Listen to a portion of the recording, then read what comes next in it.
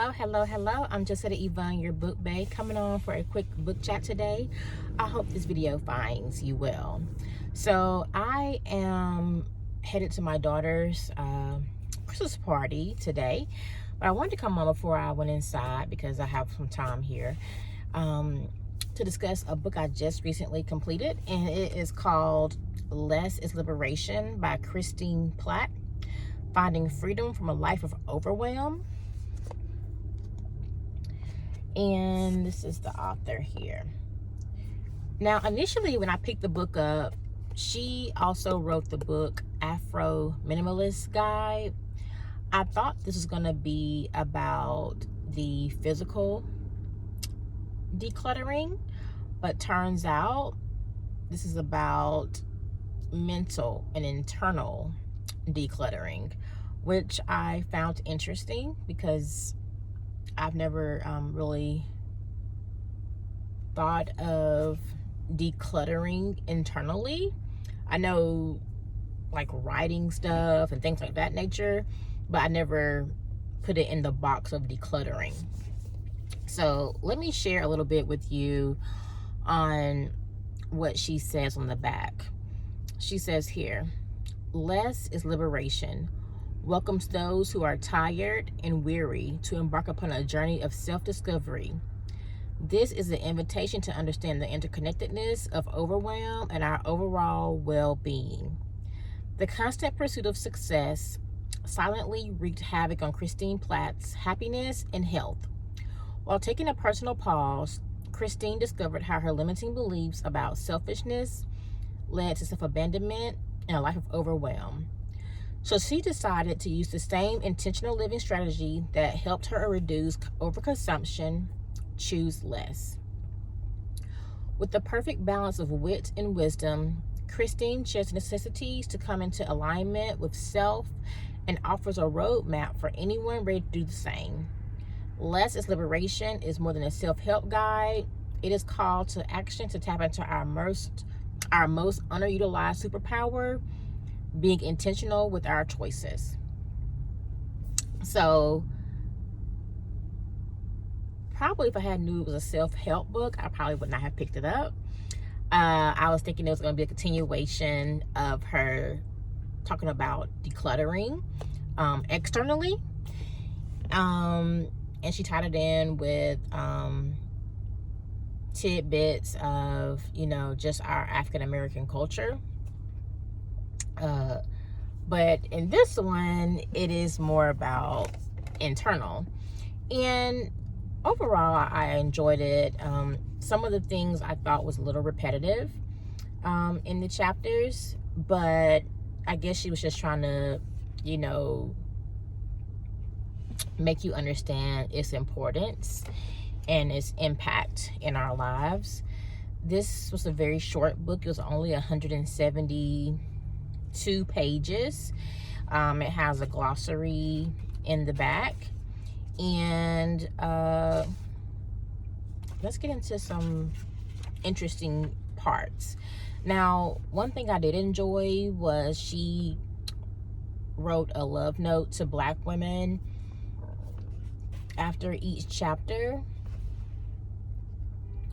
I liked in this one part where she mentioned where as Black women, people always say black doesn't crack, but here she says we may not crack externally, but internally we do. And she says, because we are cracking internally, yes, all humans suffer from the same health conditions associated with capitalism, including but not limited to chronic stress and fatigue, depression, anxiety, diabetes, and high blood pressure, just to name a few.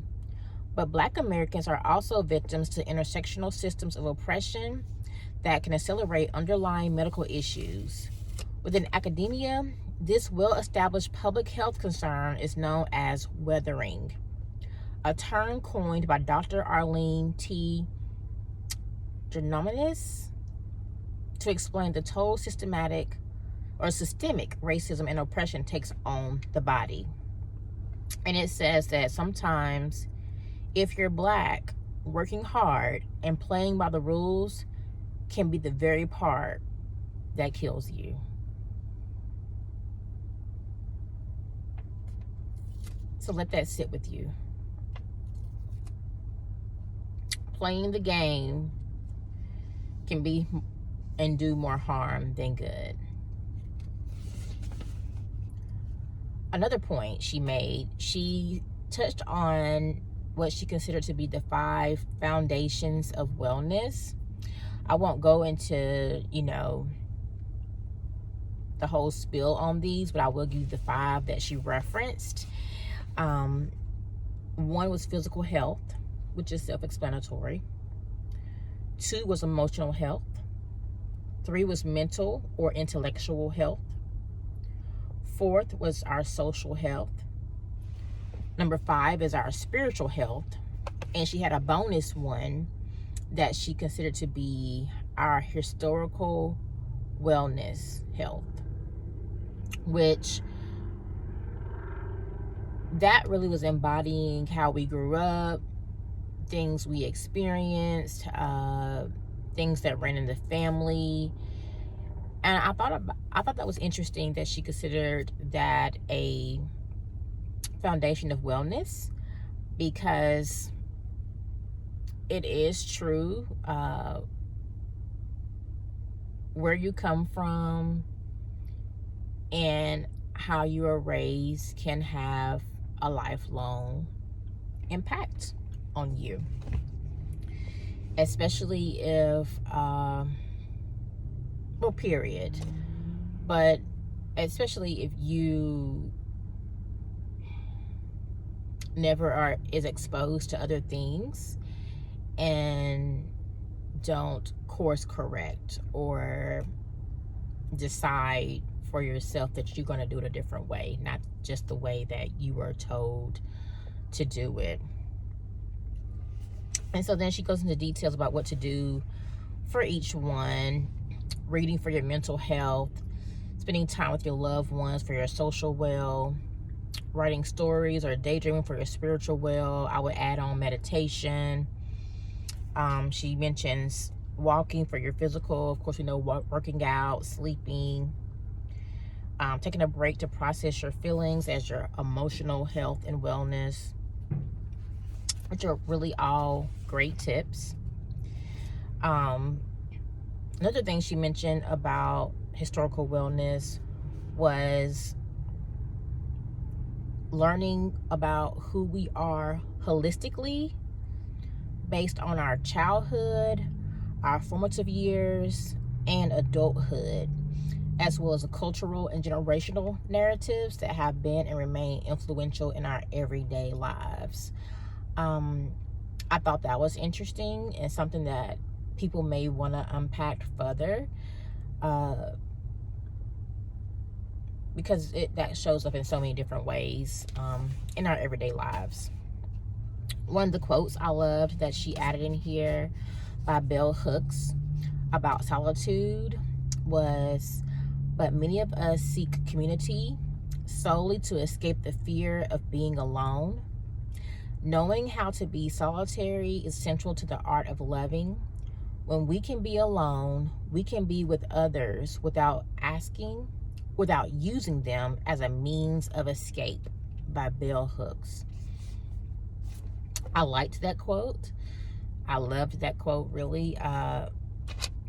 Only because I think of people sometimes that are always in relationship. And by relationship, I mean people that can't be alone, whether it's a romantic relationship or sometimes it's just people that just can't, they got to have somebody in their space always. They can't be alone physically ever.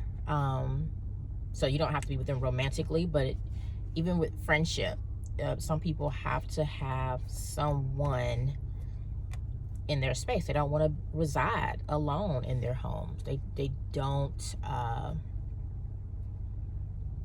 So I thought that was interesting. I love that she put this down as a means to escape, because I never considered that people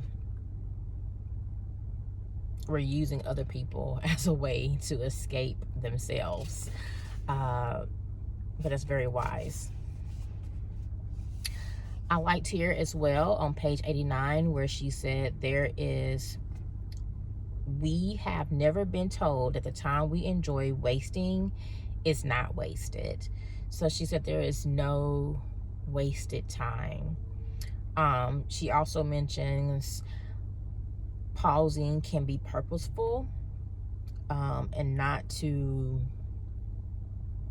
mistake it for something else, that pausing is a good thing. And I know some people feel like they may lose traction when they pause, but here she encourages it.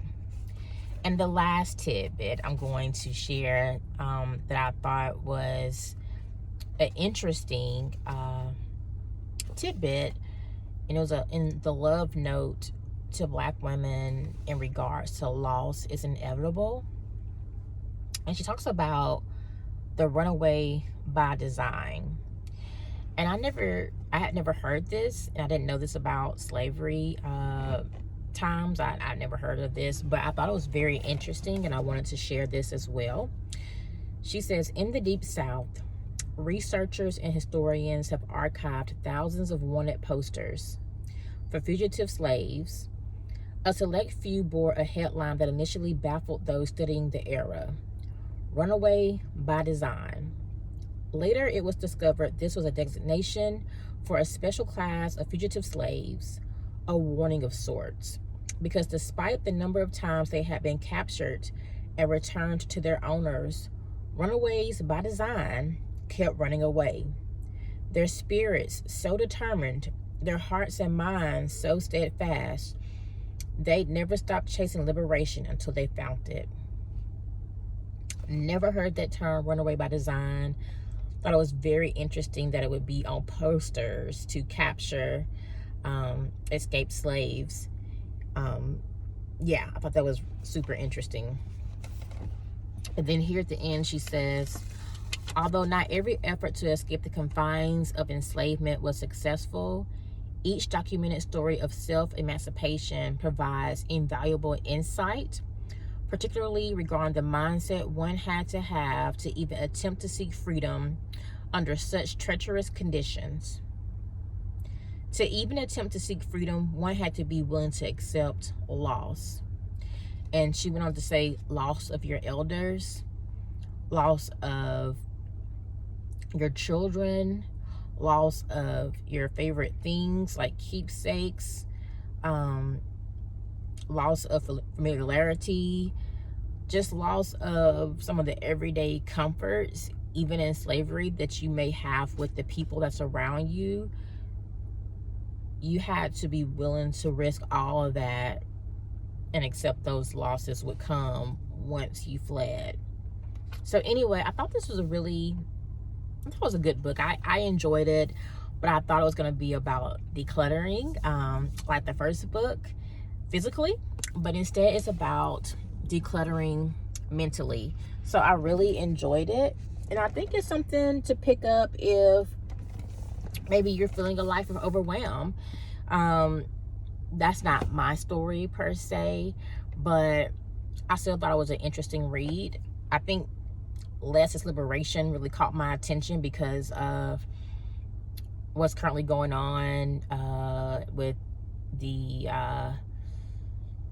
just in the world, but also because we've had these different economic things pop up where, where people are being, the government was being shut down and now it's back up. We just see all these different huge conglomerates like laying off, kind of like Amazon. I keep seeing them with different layoffs. I've seen UPS.